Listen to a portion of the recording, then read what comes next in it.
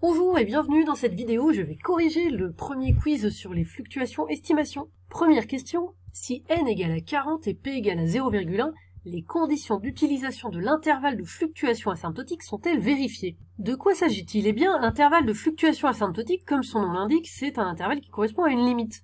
Et juste en dessous, il est écrit qu'en pratique, on utilise cet intervalle dès que n est supérieur ou égal à 30, n fois p est supérieur ou égal à 5, et n fois 1 moins p est supérieur ou égal à 5. Ce sont ces trois inégalités qui sont les conditions pour utiliser l'intervalle de fluctuation asymptotique. La première condition, c'est donc n supérieur ou égal à 30, ici n égale 40, donc ça c'est bon.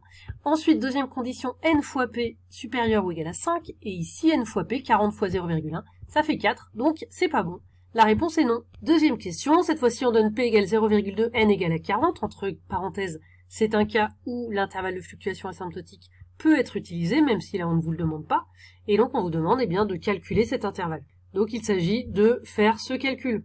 J'ai détaillé le calcul pour le terme de gauche, la borne inférieure, donc 0,2 moins 1,96 fois 0,2 fois 1 moins 0,2, divisé par racine de 40, vous pouvez mettre tout ça sous la même racine carrée, et j'obtiens à peu près 0,076, vous pouvez aussi faire le suivant avec un plus ici, mais vous voyez que c'est la première réponse. Pour les questions suivantes, on vous donne l'énoncé. On estime qu'il y a 13% de gauchers en France, et puis dans un club de badminton de 60 pratiquants, 13 d'entre eux sont gauchers. Donc déjà, première question, la question 3, il faut repérer, bon, ce que vaut P, ça vous est donné, c'est le 13% de gauchers, c'est la proportion dans la population entière. Et ensuite, quelle est la bonne réponse? Donc, est-ce que F est égal à 0,13? Eh bien ici, non. F, c'est la fréquence dans le club de badminton des gauchers, c'est pas 13, c'est 13 divisé par 60 la fréquence. La fréquence, ce qui ne fait pas 0,13.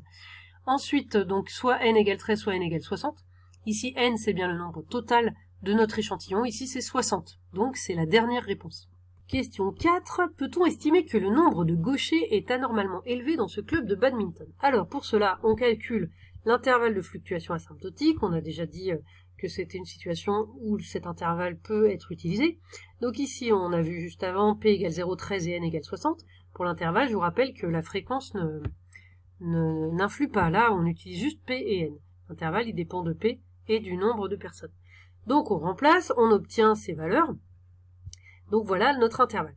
Et maintenant, on va regarder la fréquence du nombre de gauchers dans ce club, et si la fréquence est dans l'intervalle, on considère que le nombre est normal, et si la fréquence n'est pas dans l'intervalle, alors on pourra dire que ce nombre est anormalement élevé. Donc la fréquence 13 sur 60, on trouve 0,2167, qui est en dehors de l'intervalle, puisque c'est plus grand que 0,2151. Donc on peut dire, au risque d'erreur 5%, que le nombre de gauchers est anormalement élevé dans ce club de badminton. Et dernière question, dans une classe de 35 élèves, il y a 24% de gauchers. Est-ce qu'on peut estimer que c'est anormalement élevé? Alors ici, c'est toujours l'intervalle de fluctuation asymptotique, c'est toujours la même formule. Ici, on a toujours petit p égale 0,13 puisqu'on est toujours, on regarde toujours si les personnes sont gauchères. Et par contre, on a n qui vaut 35 parce qu'il y a 35 élèves dans la classe.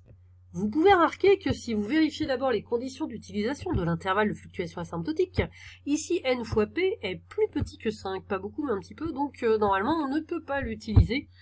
Bon, on va le faire quand même, on va dire que c'est limite, et parce que sinon on ne peut pas faire cette question, là il y a comme réponse possible, il n'y a que oui et non, il n'y a pas, on ne peut pas savoir. Donc allons-y, tant pis. Donc je fais le calcul, donc là j'ai remplacé, c'est toujours 0,13, le petit p, par contre j'ai remplacer n par 35, voilà, j'ai obtenu ces valeurs, donc on a notre intervalle de fluctuation asymptotique. Ici, f, c'est le pourcentage de gauchers dans la classe, donc 24%, donc 0,24 pour la fréquence. Cette fois-ci, la fréquence est bien dans l'intervalle, donc on peut pas dire qu'il y ait un nombre anormal de gauchers dans cette classe. Vous remarquez bien sûr que plus le nombre de l'échantillon, plus la taille de l'échantillon est petit, plus l'intervalle est grand, et donc plus on peut être loin des 13% en fait.